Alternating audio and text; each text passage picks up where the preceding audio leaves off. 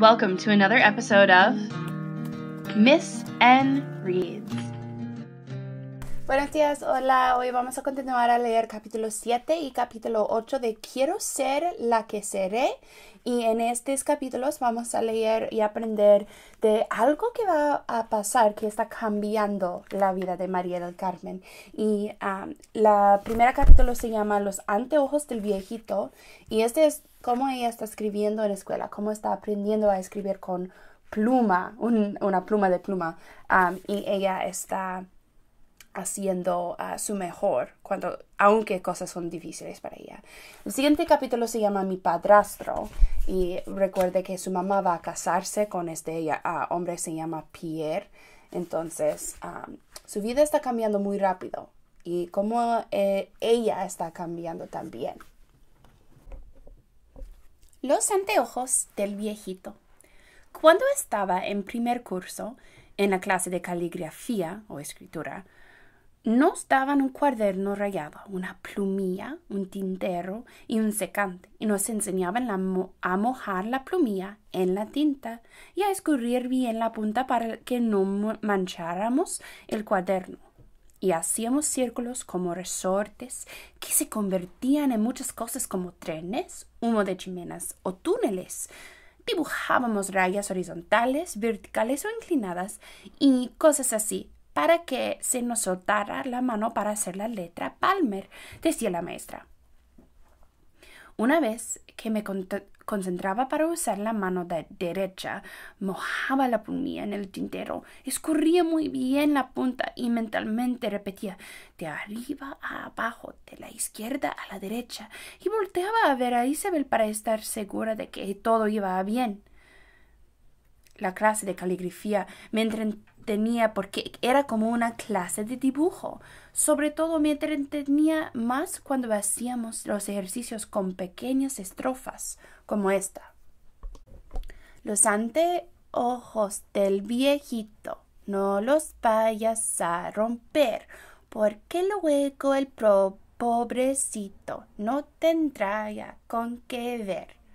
Mientras cantábamos, hacíamos unos círculos que uníamos con un medio círculo en la parte superior, y luego de cada lado hacíamos con otros medios círculos las patitas de anteojos. Yo pensaba en los anteojos de mi abuela, María del Carmen, y en los anteojos de mi abuelo Juan. Mi abuelita se llama María del Carmen, mi mamá se llama María del Carmen, y yo me llamo María del Carmen. Pero todos, menos mi padrastro, me decían Mari. Él me decía cosas bonitas como ma petite poupée o ma cerise, que quería decir mi muñequita, mi cereza. En mi casa somos Jesús, María y José, y seríamos como la Sagrada Familia si no fuera porque mi padrastro se llama Pierre. Mi padrastro. Pierre Chavet conoció a mi mamá en una fiesta cuando eran jóvenes. Dejaron de verse mucho tiempo y los dos se casaron, cada quien por su lado. Mi mamá enviudó y se quedó con 3 hijos, y él se divorció, o sea que se separó legalmente de su esposa y no tuvo familia. Volvieron a encontrarse una mañana en una tienda que ya no existe y que se llamaba la Ciudad de México. Así comenzaron a verse. A mí me pareció muy bien que mi mamá no saliera solita. A mis hermanos le pareció muy mal que saliera acompañada por Pierre, y Pierre comenzó a venir a comer a las cosas fines de semanas, y después a cenar los miércoles, y después decidieron casarse y nos lo dijeron. A mí me pareció muy bien que mi mamá se casara con un francés para que me ayudara con las tareas de la escuela. A mis hermanos les pareció muy mal porque no querían otro papá que no fuera el nuestro, pero de todas maneras se casaron. Pierre trabajaba mucho, pero no tocaba la guitarra, ni cantaba en las fiestas, ni besaba y abrazaba a mis hermanos, pero sí los llevaba de vez en cuando al parque y jugaba con ellos algunos juegos de pelota o cochecitos o badminton.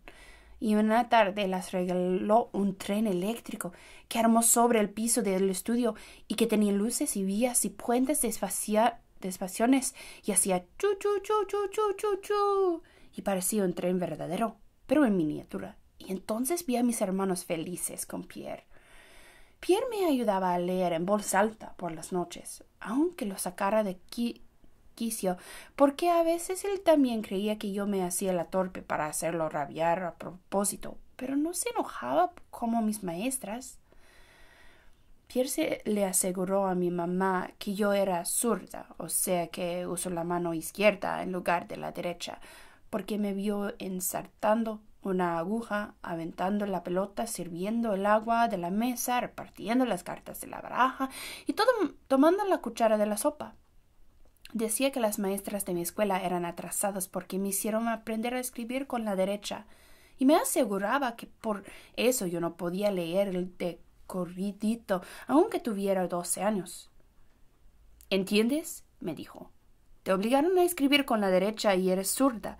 En esta casa y en la escuela usas la mano que te dé la gana. Y fue a hablar con las maestras, pero yo ya había aprendido a escribir con la derecha y no podía leer como mis compañeras, y eso me hacía vivir con una especie de miedo secreto, titubeo, incertidumbre, inseguridad y vergüenza. Yo solo quería ser la que sería de grande, pero ya pronto para que no me pasara todo eso y mi lectura fuera tema de discusión de todo el mundo, pues ya me habían dicho que no iba a pasar sexto año porque no sabía leer como Dios manda, y nadie se explicaba cómo había aprobado los otros años. Pero para su información reprobé segundo y me dio mucha tristeza perder a Isabel y que ella tuviera la hora de recreo a otras amigas y que jugara en el otro patio de la escuela. Sin embargo, nadie podía decir que yo no sabía matemáticas o historia o geografía o ciencias sociales o cualquier cosa, porque me bastaba la explicación de la maestra para entender y aprenderme las cosas, y porque mis hermanos Jesús y José me ayudaban cuando no entendía algo. Por eso había pasado de año tras año, menos segundo, porque tonta no era, sino torpe para leer y escribir, sobre todo cuando alguien me presionaba o me estaba observando. Todavía me acuerdo de aquella tarde en que Pierre Chauvet me puso a leer en voz alta el periódico. Lo abrió en la sección de sociedad y yo comencé. Honraron a Superman. ¿Qué m'apetí? Me preguntó. ¿Qué honraron a Superman? Dije feliz de que me dijera mi chiquita, mi pequeña. A ver, m'apetí Hirondelle. Vuelve a leer, me pidió. Volví a leer. Honraron a Superman. Fíjate bien, no inventes, agregó. Y yo ya iba a llorar cuando Pierre me enseñó despacio, con calma. Conrado Zuckerman. ¿Ves ma petite série? ¿Se? Y miré el periódico. A ver, ahora tú. Y yo lo intenté. Conrado Zuckerman cumple 20 años de servicio. Pierre decía que mi mamá debía cambiarme de escuela, que tal vez lo que me pasaba es que no podía con los 2 idiomas al mismo tiempo, porque la U en francés no suena a U como en español, sino casi como una I, y la U en francés se dice U como en español, y U suena O, y así pues todo se pronuncia distinto, y realmente me confundía. Pero aún así todo lo que nos enseñaban en la clase de francés lo sabía, y decía la maestra que lo pronunciaba bien porque tenía profesor en casa. Pero Pierre no nos hablaba en francés, que es su idioma, sino en español, que también aprendió el de niño. Yo iba al instituto francés, ya dije, porque en esa época todo el mundo decía que era el mejor colegio para mujeres. Y Pierre decía que si no me dejaron escribir como zurda, era el peor colegio que había para mujeres. Pierre era alto como una escalera, rubio como los cabellos del maíz, bueno como los atardeceres largos cuando puedes jugar mucho, y juguetón como los gatos. Pierre Chauvet tenía los ojos azules y quería a mi mamá, No tenía paciencia a mis hermanos y a mí me decía todo eso que ya dije o ma petite hirondelle porque le aseguraba a mi mamá que yo traía la primera primavera a casa. Y yo lo quería como a mi papá, aunque no sé qué sería querer a un papá. Hirondelle significa en español golondrina.